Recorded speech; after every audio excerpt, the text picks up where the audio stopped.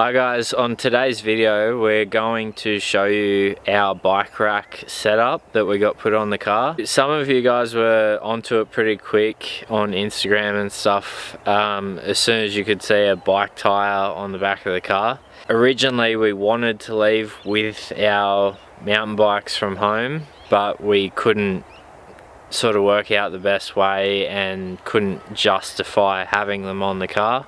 After doing Tasmania, we were really feeling like we wanted to get some bikes. We were around Canberra and there's a lot of downhill mountain biking in the area and therefore a lot of secondhand bikes for sale.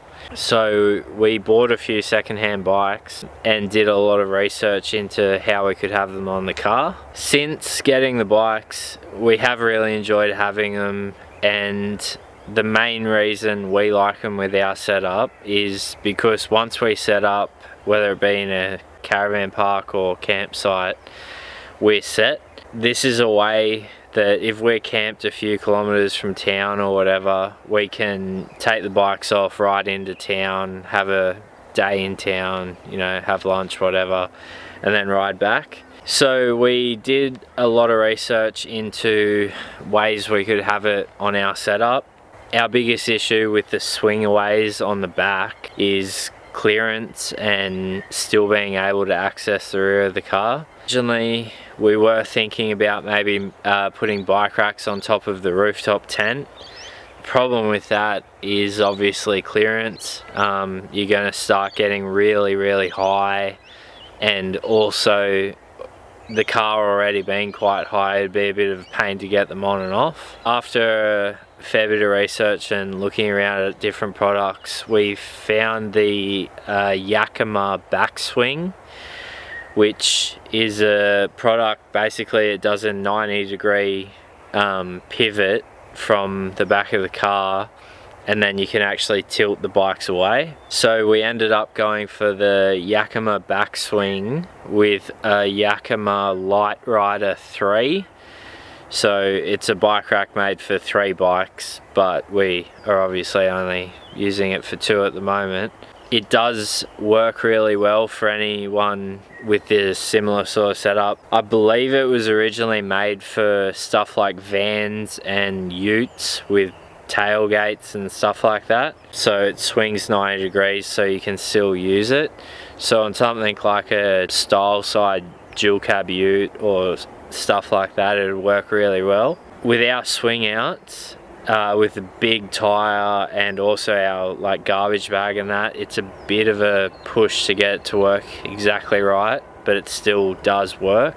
Lowering the bikes down out of the way obviously depends on what bikes you're using. The heavier they are, you know, the heavier it's going to be. It's just a lockout pin that you have to lower down. If you had a couple of like little BMX bikes or kids bikes, it'd be a lot easier. These are full-size like downhill mountain bikes for adults, so there's a bit of weight in them. I'll show you now how the setup actually works. We'll separate the bike rack to the actual backswing unit and just show you how it actually works with our setup. Okay, so the first step to opening up the setup is this handle.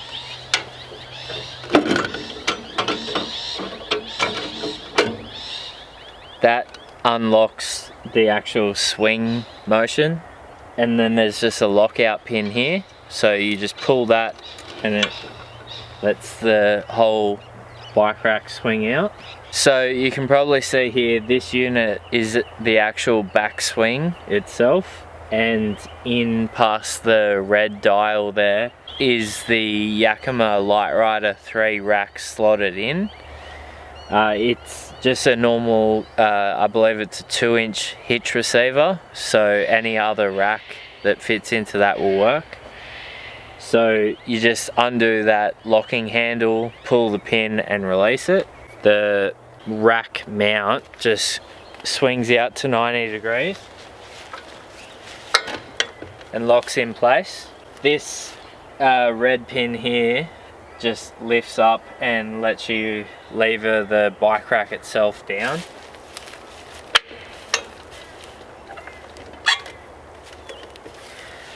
And that's what I mentioned about, depending on what bikes you actually have on there, is how heavy it will be. So that's 2 full-size mountain bikes, and you're able to, you sort of take the weight of it, pull the pin, and then just lower it down. If you had 3 full-size bikes, it would be a bit of weight, and the same as kids' bikes, you could have a few on there and it'd be a lot lighter. That's a fully opened and drop down position. So from there, like I said, if you had a van or a ute with a tailgate, that's completely out of the way. For us, the swing outs now can fully open and we get into the back of the car. So it is an option with a wagon, but just remember you are going to be a lot longer. There is a fair bit of overhang. The extra weight and potential wind drag is obviously an issue.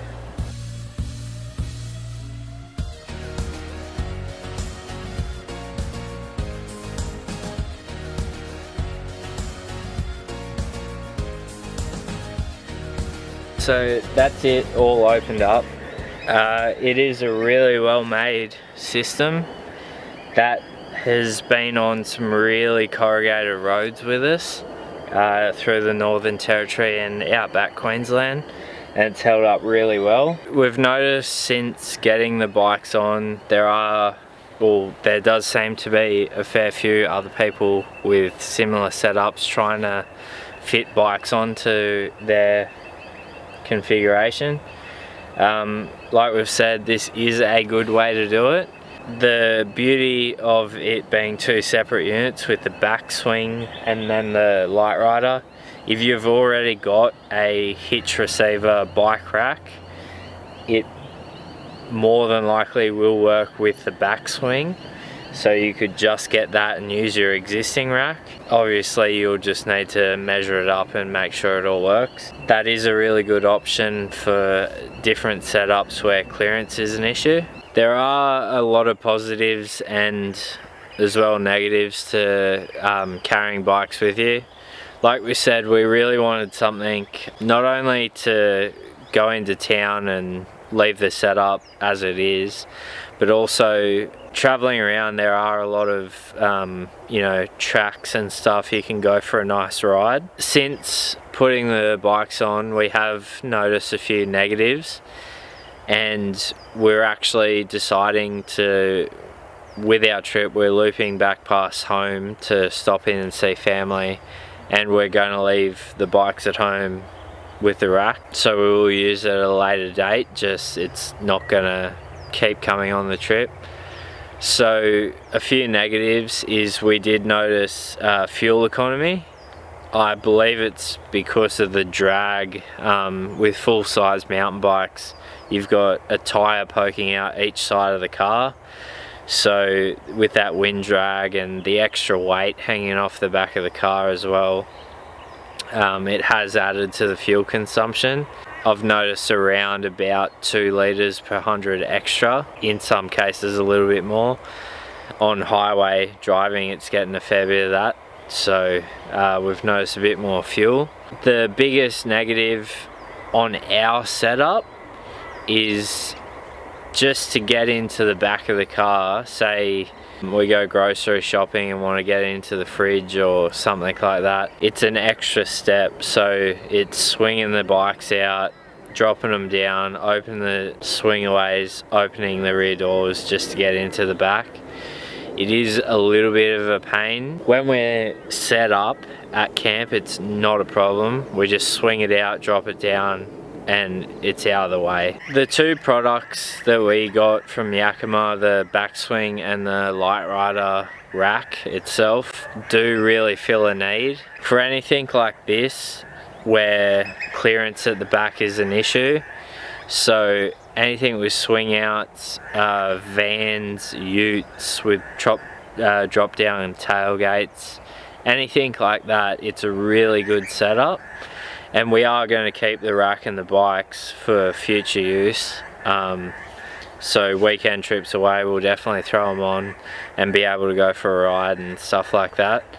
It's just pretty much continuing on our trip. We're just gonna leave them at home, and if we really feel the need to go for a ride somewhere, we'll just hire a bike. One thing to note that we've noticed is we've been traveling for nearly 5 months now. We've seen a lot of people at caravan parks and stuff with their bikes mounted to the back of the caravan, trying to sell them. It's a bit of a toss-up. If you know you go for rides a lot and are gonna do that sort of thing, that's fine. It's worth carrying them.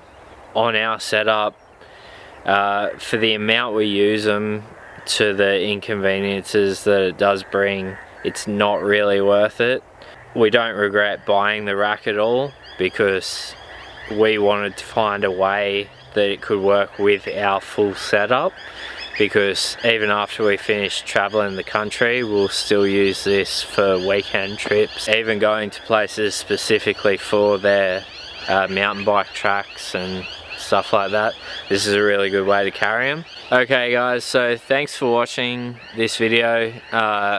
I know a lot of people will probably think it was a spur of the moment decision or something. We did put a lot of thought into the purchase, and we're happy we did it. It's just now we know without a doubt the best sort of way for our trip to go ahead. We're happy with what we've done. It is a good setup and it does work really well. It's just working out if you're going to do a big lap of the country or an extended trip, what that means to you. So if you're fully into cycling or believe like you will use them a lot more, it is worth it, and this is a good way to go. Alright guys, thanks for watching this video, and we'll see you in the next one. Should I just say here, or we'll move it and I'll say, do you want to film it? Just going. Take you through how the like that. I keep going to say so. Say let's. Can't say let's. Get up and go. Let's go. Show you through how it works. So I just tried to rush it and it tripped me up. Okay, so in... Alright, I'll start again. Don't put it higher? You can't, it's alright. We're done. I think so, yeah.